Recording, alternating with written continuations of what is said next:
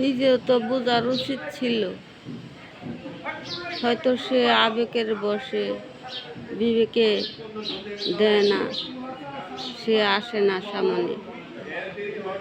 তার তো বোঝার ছিল, সে তো আসতে পারত। তার যদি এত কষ্ট লাগে, এত দুঃখ লাগে, এত লাগে, সে তো যাইতে পারে তার কাছে।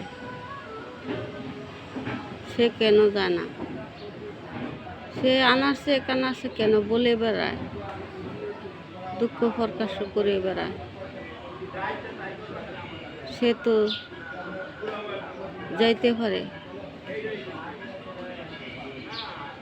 অন্যজনে এবার তার বিবেকে ধরে না যাইতে, কারণ সে কোথায় আর